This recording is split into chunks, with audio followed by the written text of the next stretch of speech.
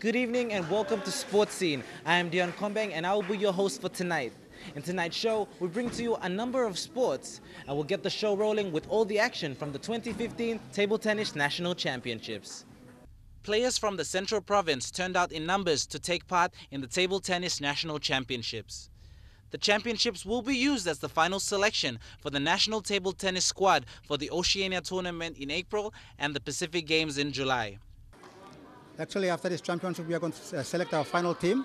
The selection is based on all the criteria that we will follow, like attendance and everything will go into that. The PNG Games results, the national championship results, and also the international experiences, all those things will be considered as well as our selection base. And after that, we will select the team, the 7-man and 7-woman team, and continue training until up to the 2015 this year's Pacific Games, yes. The team hopes to attend a training camp in China where they will be able to train and compete against quality competitors to enhance their skills before the Port Moresby Games. With many young people showing interest in table tennis, the Federation has set their target on developing the skills for the future representatives. With 21 medals on offer in table tennis at the Games, PNG's medal prospects are 14-year-old Jeffrey Loy and 15-year-old Geru Lohia, who are the top players in the country, both in the men's and women's divisions respectively. How long have you been playing table tennis for? I played tennis since 2006. I've heard you've represented PNG before. Where did you play for PNG? Glasgow, Scotland. The Commonwealth Games. How was that experience for you? I experienced that first time. They are very good. You learned a lot from that experience? Yeah. Are you looking forward to the 2015 Pacific Games in July? Yeah. When did you start playing table tennis? 2013. So I hear that you're the best female table tennis athlete. Is that true? Yes. Are you looking forward to maybe the prospect of representing PNG? Yes. Team Marabe showed interest in the table tennis sporting code after it was introduced in the 2014 6th PNG Games. And they've proved it, registering as Marabe Table Tennis Association and competing in this year's national championships here in Port Moresby. Our players were very excited to get together, seeing that we have an association in place, which is called Lake Table Tennis Association. It actually formed when we had these PNG Games last year. Actually, it's a new organization. Marabe Table Tennis Association used the championships as exposure and opportunity for their competitors to compete against some of PNG's best. Although relatively new to the competition, Marabe Table Tennis Association president is adamant several players have the chance for the upcoming Pacific Games. After the break, we bring to you all the highlights from the National Powerlifting Trials at the High Performance Training Center in Port Moresby.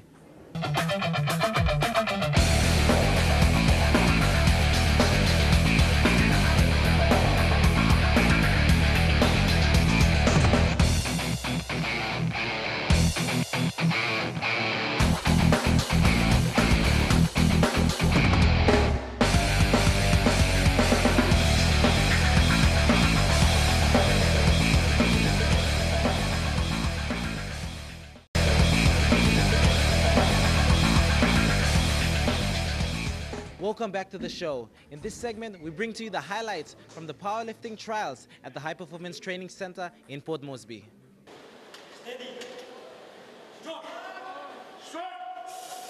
If Vagi keeps this up in the Pacific Games, This could just count as gold medals for PNG. Vaggy Henry, a rookie to the sport of powerlifting, showed the judges he is a force to be reckoned with. Vaggy lifted 280 kg, setting a national PNG record, and in deadlift, again, Vaggy lifted 290 kilos, another PNG record. We have altogether 47 lifters, 20 the females and 27 males. Among them, a veteran powerlifter, Kevin Combra, also making his presence known and getting a lot of cheer from the crowds. Not forgetting the women's division, we have I think 93 kilogram. They'll really give a go to run for the money in this Pacific Islanders. In the female 75 kilogram division, Linda Poulson setting 3 straight records in all her lifts.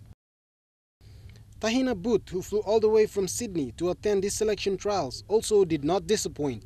She competed in over 85 kg superweight division and smashed her way through with clean lifts and finished first in her division.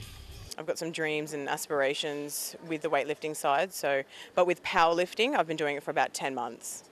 After the break, Elijah Levette brings to you all the Rugby League action in Port Moresby. Stay with us.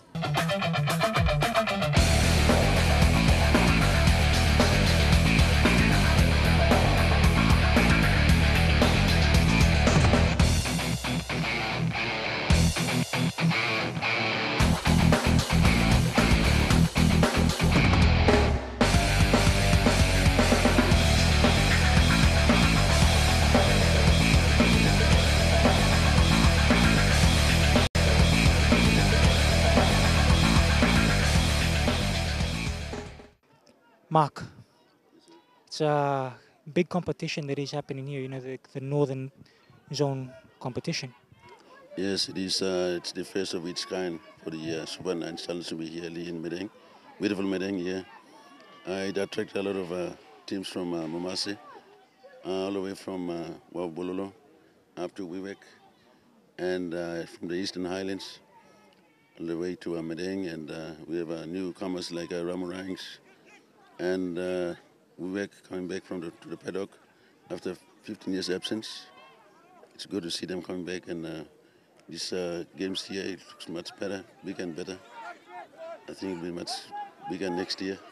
So it's good to have, you know, newcomers coming into the paddock and the old-timers in here making up a big challenge here. Now, speaking of that, over to you, David. Now, you are the Northern Zone, Northern Regional Development Manager. How do you feel, considering the interest that has now come back to the code? Thank you. This is one of the things that it hasn't been happening since PNG Rugby League taken up these development programs for the last donkey years, and now we had a new good management in place. A lot of potential they've seen in all the zones. Chairman Sandis Saka has seen there's a lot of interest in putting up this sort of competition where it can bring all the interest in all the zones. That is why this year it started saying that we need to groom and develop this up-and-coming players in the schoolboys level and the leagues. So they decided to bring this competition. I'm very proud to see a lot of up-and-coming guys been putting their mindset into this rugby league. As Mark said, all the teams are coming from in the northern region, consisting of Ley, which is Morobe, Madang, and Wewak. We had Karantu, they coming into Northern Zone region as well. So we hope to see a lot of talented young players been missed out on some of the years been past, and with this new development program that is coming, I see a lot of interest been built up from the village communities and the schools and so forth. So, gentlemen, I'd like to say Papua New Guinea Rugby League is moving at this time, and we need to develop and move Rugby League forward to all the communities in Papua New Guinea. Now, speaking of which, throughout the middle of last year, I'll be honest, I can't remember who I think it was Sandy Saka who had said that, you know, under the Team Kumul program, it's not just players from the Digital Cup or from the Intra Super Cup who can make the Kumals, but also from these regional competitions? That is correct. That is correct. So, like you said, we're looking at the very potentials in the smaller leagues. Like now we put them in place now. So this is what we want to see: the development of these rugby league programs in the small areas. My responsibility to ensure that this is carried, and we have to move with these programs in smaller districts. We have to move this rugby league forward so that every interest of this sports, the code rugby league itself, is getting bigger and better.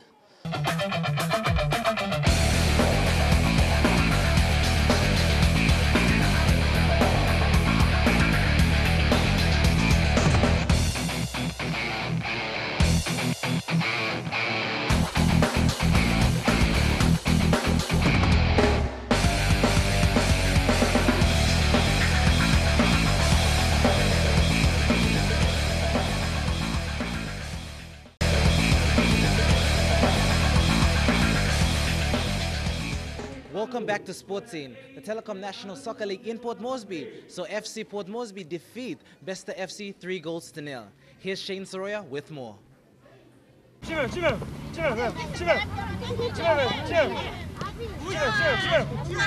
The round 6 of the Telikom National Soccer League at Bomana was a battle of experience versus skill. FC Pom taking on the younger side, Bester United. With both teams locked at 3-0 on the points ladder, after round 5, FC Pom were out to prove they are no stranger to controversy and did not disappoint. The game was a screamer for the fans. Bester put up a challenge on FC Pom with solid defense and counterattacks. But FC Pom kept the exposure throughout the first half. In the second half, FC Pom regrouped and played their signature style of football, maintaining control in the midfield and split Bester's defense with a goal. And minutes later, Bester's defense was caught off guard again with a scruffy ball clearance, saw them scoring their own goal. In the dying stages of the game, FC Pom's main man Neil Hans sealed the game with a clinical left foot shot into the net. The game ended in a 3-0 victory in favor of FC Port Moresby. This was their last home game for round 1, and for the Lay City dwellers, they were looking at winning in front of the home crowd. Raymond Gunemba sent in the opening goal in the first 10 minutes to put Lay in front with 1 point. Minor finishing errors from the Lay side saw the score remaining at 1-0 into halftime. Plenty something straight. Mibla try to police map throughout the week. First game mibla draw, come lose. But since game lo, Madang after lose la come all boys start pick up ECC. So plenty all boys like him experience. So time la come and tap as game go. All pick him up momentum to play, so I'm giving a nice result on us. Admiralty FC, led by Moravian Agi Moses, came strong in the second half. They kept Lay's backline under pressure and scored the equalizer through a corner kick. Admiralty coach Peter Sakail says they need to work on improving in the midfield to play defensively. We need to really organize from our midfield and play defensive formation from the midfield that can hold him team stop so that we can defend well. The Lay City dwellers scored a tiebreaker in the last 7 minutes of the game. The win records their 3rd consecutive win in round 1 before the final game against Oro FC in Port Moresby next Saturday. We need to work big play, movement, to play midfield, distribution, some technical, passes, nice la. We got big play working. Yeah. In the harder NSL results, Ekari United FC came strong from behind to defeat Madang FC 2-1 at the Liverden Oval in Madang. In the nation's capital, FC Port Moresby defeated the Bester development team 3-0. Ekari United still maintains the top spot, followed by Lay City dwellers on 2nd place. Hey Dion, well I'm over here in Madang, Liverden Oval, the legendary Liverden Oval, and I'm here to witness round 6 of the Telikom National Soccer League. It's a big match between league leaders, current league leaders Hekari, and they'll be taking on the home side Madang. Now, the home side itself, Madang FC, last week they had a 3-0 victory over Oro. Week before that suffered a 1-0 loss over here, in fact, against Lay City dwellers. But they did open the NSL itself by having a draw with Admiralty. Now, Madang currently are the favorites considering they are at home, although Hekari, 8-time champions, do have nothing to lose. They'll be very excited to be here. It's been classified as one of the biggest tests that they have, considering that back down in Port Moresby over at the CIS College, the field has been described as being too small, and Coach Jerry Allen has complained on occasion about the field not being relevant towards their preparations towards the Oceania Champions League.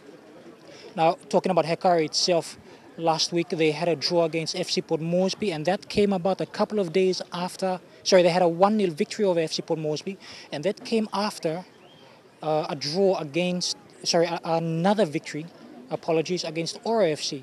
Now, they also complained in the sense that they'd only had 2 days of rest before they took on the following game. Now, as you can see, you've got Hekari on one side. They'll be boosted by Jamal Sito. And towards my right-hand side, stretching there in orange and yellow, you have Madang FC, and they're being led by Samuel Kinney up front. Hekari, they're just trying to hold possession of the ball.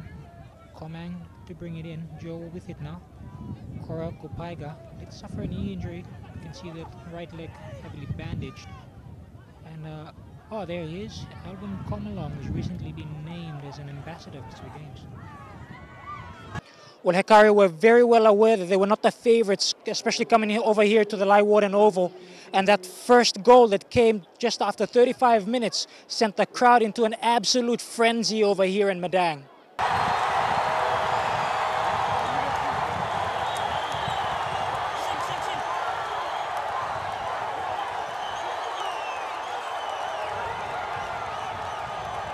Soon after that goal, Madang had begun to press a lot more. On the left-hand side, you had Hansen Topia proving ever dangerous with Eriksson Komang, Hekari's right-back defender, having to go to ground a lot more than often in order to cover against the speedy left midfielder.